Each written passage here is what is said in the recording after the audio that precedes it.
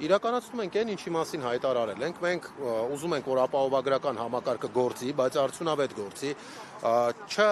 ոտնահարվեն բուժաշխատողների շահերը, որովհետև այդ բուժաշխատողները իրանք էլ ունեն, չգիտեմ, վարկեր, հիպոթեկներ եւ այլն եւ մեծ տոկոսայնությամբ աշխատավարձի նվազեցումը չեմ կարծում, որ դա բուժաշխատողի շահերից է բխում։ Հիմա մենք եկել ենք մեր նամակները հանձնենք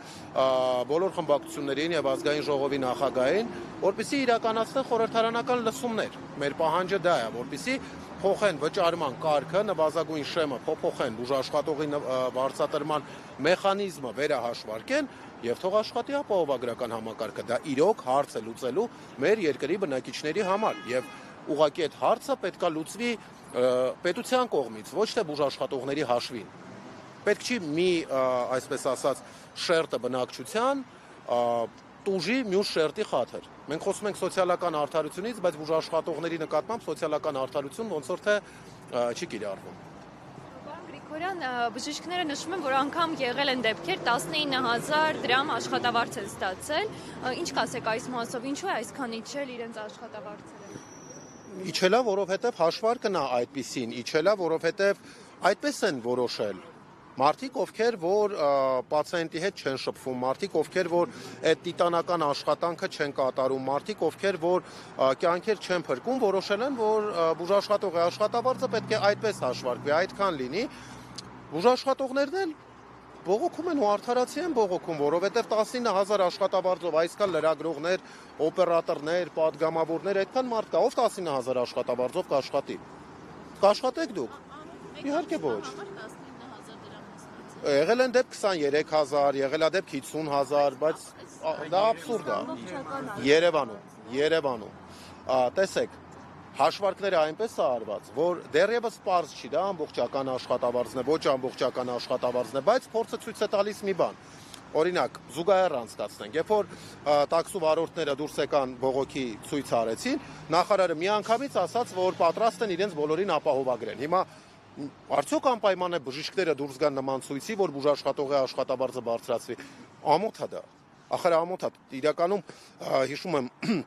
18 թվականին տենց կարգախոս էին հորինել իրենց համար, հիմա այդ կարգախոսը ես կօգտագործեմ։ Թողեք աշխատենք, ժողովուրդ։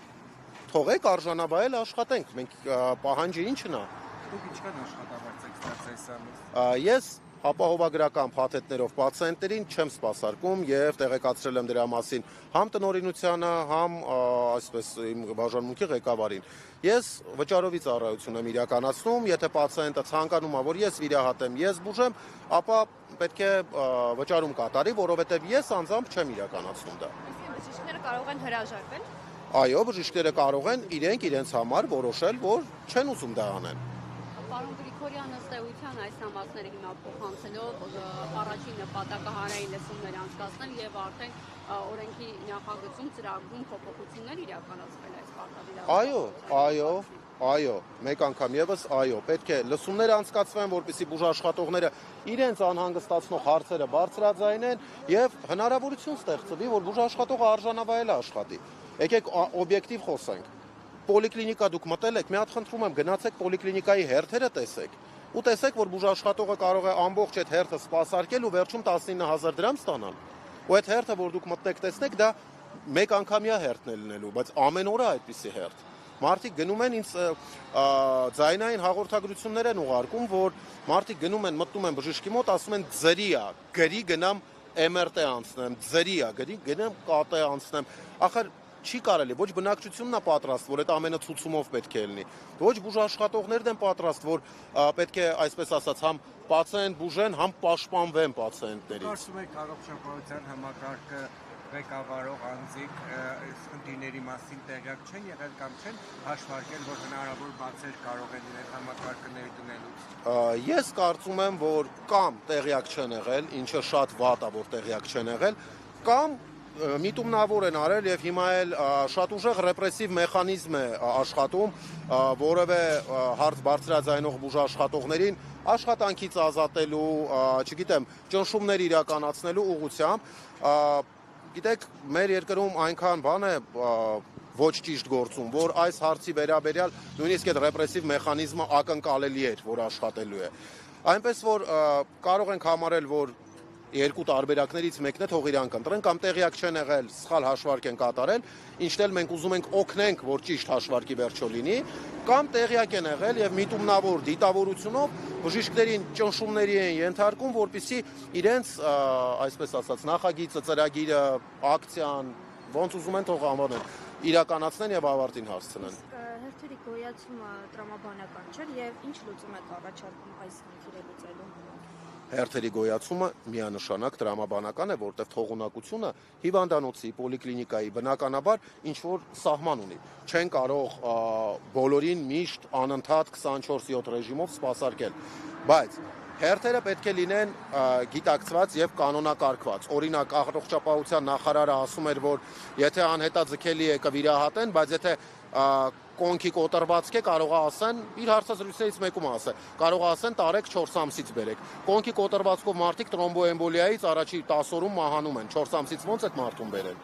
Այսինքն պետք է հասկանանք, որ գործ ունենք ինչ որ մի հատ համակարգի հետ, որը մինչև վերջ հաշվարկված չի, մինչև վերջ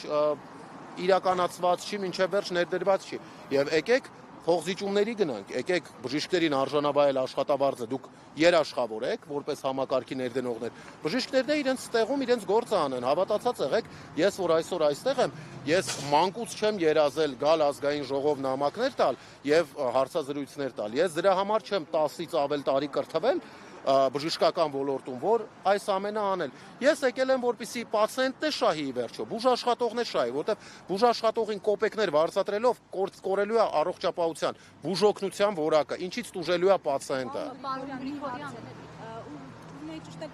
այդ դեպքում իշխանությունները, երբ որ խոսեցնում են տարբեր այսպես տարեցների, որոնք գոհ են համակարգի ներդրումից, ասում են, որ այս համակարգը 1 ժամում, 1 օրում, 1 ամսում չի կայանալու եւ այո, այս դժվարությունները, բարդությունները պետք է բնականon ձևով հաղթահարվեն։ Օբյեկտիվ են այս իրենց հայտարարությունները։ Երկու դիտարկում անեմ ձեր ասացի առումով, առաջին դիտարկումը հետեւյալն է, որ այո, պետք է ժամանակի հետ բոլոր սխալները շտկվեն եւ մենք էլ հիմա մեր գործունեությամբ ուզում ենք օգնենք, որ այդ սխալները շտկվեն։ Դա մի տեսանկյունն է, իսկ մյուս տեսանկյունը ցույց տվեք որևէ բուժաշխատողի, ով որ պետությունից կախվածություն չունի, օրինակ մեծ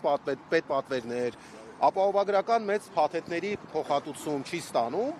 հիվանդանոցի ղեկավար չի, ով որ ուղիղ կախման մեջ է առողջապահության նախարարությունից եւ նման կերպ է խոսում։ Ձեր շնորհակալություն։ Դուք նախորդ քննարկման ասացիք, որ հնարավոր է համաշխարհային բանկին դիմել։ Այո, մենք տեսեք, համաշխարհային բանկին, Եվրոպական խորհրդին մենք նախատեսում ենք, այդ քայլերն էլ ունենք ծրագրավորած, սակայն մենք չենք ուզում կոպիտ ասած մեր ներսի եղած խնդիրները դուրս հանել, որովհետև դա ի վերջո արտասահմանյան գրասենյակ է։ Մենք ուզում ենք մեր երկրում, մեր ազգային ժողովում, մեր խմբակցությունների հետ լուծել այն խնդիրը, որը որ ծառացել է Հայաստանի Հանրապետության բուժաշխատող քաղաքացիների եւ համապատասխան մարմինների միջև, ովքեր որ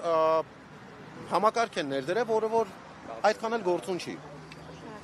Ձեր շնորհակալություն։ Այո, հիմա մեր գործընկերն է ստորագրի ու հանձնել։ Անոր